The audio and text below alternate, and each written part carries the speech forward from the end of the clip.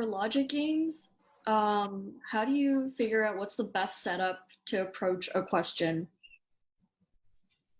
Well, I'd start by doing a lot of games of similar types in a row, so you start to see the common patterns in those game types. So in my study plans, for example, I'll have you do a bunch of ordering games, then a bunch of grouping games, then a bunch of combination games, and doing them by type, you see the common indicators of what game type you're dealing with, and that can impact what kind of diagram you make. And I further subcategorize it as well, so you can better see the connections, but that's where I would start. Okay. Like I've taken an LSAT prep course before, and what they recommend us to do when we're answering reading comprehension or logical reasoning is to pre-phrase it before you start looking at the answer choices. But sometimes it's very difficult to pre-phrase when it's a very complex argument. Example has three premises and then a sub-conclusion and then a conclusion, and then in between all that, like I have to figure out if it's a conditional or a causal relationship. Yeah, I hear what you're saying. Pre-phrasing isn't always the way to go. It's a useful strategy, and when you can do it, it's great, but it doesn't work for every question or for every question type. For flaw questions, for example, pre-phrasing is useful because there's one big flaw the argument's guilty of, and if you can identify and articulate that flaw for yourself, it's much easier to solve the question. But on the other hand, a question type like strengthen or weaken, there might be several different ways you could strengthen or weaken the argument. So you might not have any pre-phrase at all, or the one that you come up with might not be the one LSAC is asking about. So I wouldn't count on it as a strategy that will work all the time. Okay. So like what do you recommend to do for those type of questions then? Be open to possibilities. I mean, to weaken an argument, for example, you want to be open to alternative possibilities and alternative explanations. And so the one you did come up with, the one that you pre-phrase, is simply one, but there could be many, many other possibilities as well. So if we say, for example, someone got a 180 on the LSAT, therefore they're guaranteed to gain admission to Harvard, that's an argument that's obviously open to attack. There are many ways we could weaken that argument. Perhaps their GPA was a 2.0, or maybe they didn't go to undergrad at all, or maybe they committed a felony, or maybe their personal statement was terrible. There's a lot of reasons why even getting a 180 would not guarantee admission to Harvard. I just listed 3 or 4 different ways to weaken that argument. LSAC could ask any one of them. So it's really about engaging with it in a more informal, real world sense, like you were having a conversation with somebody. I get the sense that you're asking about these techniques that are useful, but they can't be applied mechanically, and they're not always applicable. So be open to alternatives. Okay. How do you stay focused in a very dry reading comprehension passage? Like it's just, I don't know, it's so boring that you're kind of reading through it, and then by the time you reach the second paragraph, you didn't absorb the first paragraph because it was so boring. Yeah, I hear what you're saying. And part of it is fake it till you make it. You have to fake interest in it and act like it's the most interesting thing in the world. And another thing I would do is I would try to caricature or exaggerate the positions presented in the passage to make it more real world relatable. Like there's one reading comp passage that has 2 different political groups. One is the Congress and one is the League. And one is more moderate and one is more radical. And so they don't use those words moderate and radical. I impose them onto the passage to exaggerate the differences between those 2 different political groups in order to have a shorthand for them that I can hold in my mind. Because I'm not familiar with the Congress and the League. Those were very niche groups in a certain political climate. They're not like the Democrats and the Republicans where I've heard of them before and I'm familiar with them. And so to make it more relatable, I exaggerate the differences and I make my own shorthand for them. Okay, that makes sense. I also look for where the author is expressing their opinion. And I really hold on to that for dear life. I focus on that. The details, the examples, I don't get wrapped up in them. Those are really meant to trip you up. And those you can always go back to when you need to. I just try to walk away with what's the main idea. And the main idea is the author's opinion wherever they articulate it. I use that as my major takeaway from the passage. Okay, another mistake I keep making is like I will confuse a conditional relationship for a causal one and or vice versa. And like there's certain times where I can distinguish it. So if there's like language, oh, unless, without, so that indicates a necessary condition, so that's easy. But then there are times where they don't have these trigger words, so then I can't really distinguish it anymore. Okay, so when you're dealing with conditional relationships, there will often be some conditional indicator somewhere.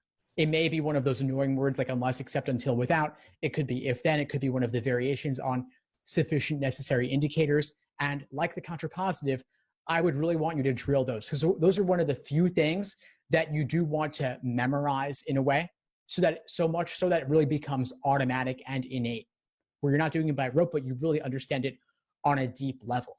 And in the absence of conditional indicators, you really do have to, once again, engage with it in a real world sense to see what the relationship is. And I know that there are resources that talk about conditionality versus causality, and they really stress the importance of those differences. Personally, I think that simply engaging with it in a real world sense is typically enough. If you're engaging with it like you're having a conversation with someone, it becomes much easier to poke holes in it, I think. And the LSAT's not testing your ability to see what is the difference between them. They're testing your ability to do whatever the task is at hand. Strengthen, weaken, point out the flaw, resolve the paradox, things of that nature. Mm-hmm.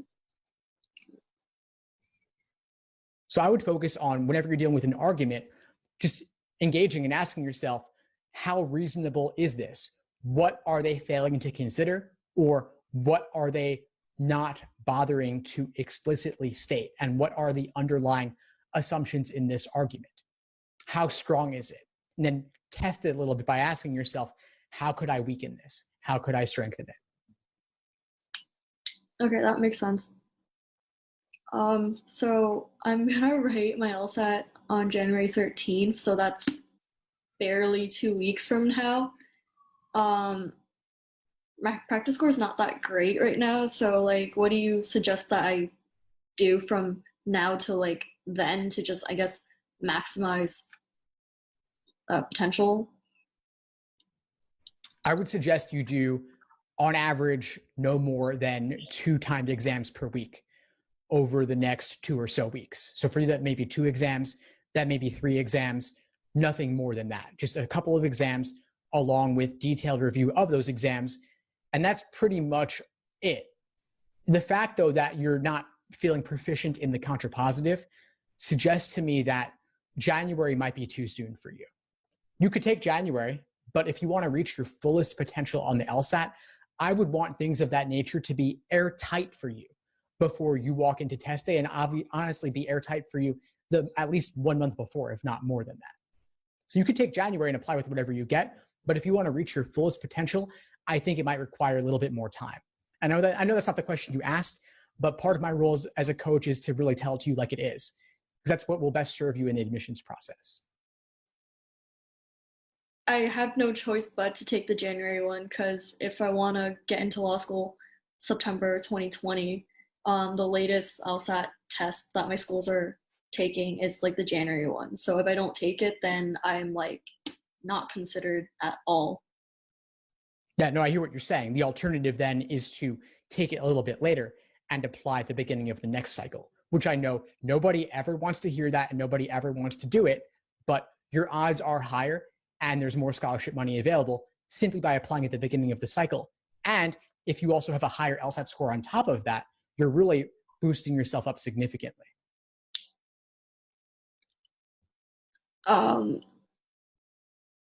No, I'm still gonna write it in January. I'm just honestly giving you what I think is the best course of action for you to reach your fullest potential on the LSAT. If you want to simply go for January, you could do a couple of exams along with review of those exams, but I would add on heavy drilling in all of those fundamentals areas. Like counterpositive, you got to have that down pat before you walk in on test day. Conditionality, causality, you got to have that down pat. It should be automatic for you. It should be an airtight foundation. Okay.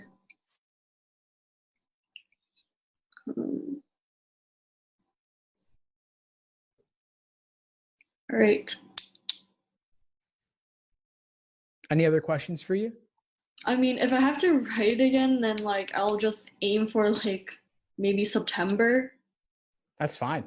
Yeah, but ideally, I mean, I'm just gonna basically cram for the next 2 weeks and we'll just see what comes out then. Yeah. I just wouldn't want you to run the risk of burnout on that. So I would give it your all, but don't approach it from the mindset of cramming. Approach it from the mindset of, I'm going to do my best on this. But while the LSAT as a whole is incredibly important, no one particular test date will make or break you. And you can retake. I think that taking in January, seeing what happens, you can even apply with that. But again, if you want to reach your fullest potential on this, giving it more time would only help you. So going for September is a great option. It gives you several months to study at a fairly relaxed pace to shore up any weak areas you have, and then apply at the very beginning of the next cycle. Again, I know that nobody ever wants to hear that advice, but it really is. I mean, if you think about it this way, getting even just a few more points on your LSAT score could get you tens of thousands of dollars in scholarship money or get you into a better law school, which means higher salary on average upon graduating. So the ROI on that is huge. It's the easiest money you'll ever make to get just a few points more. Okay, well, thank you for your pointers. I'm gonna like do everything you just told me.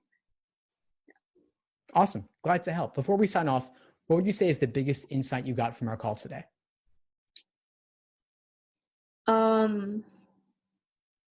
I guess the biggest insight is like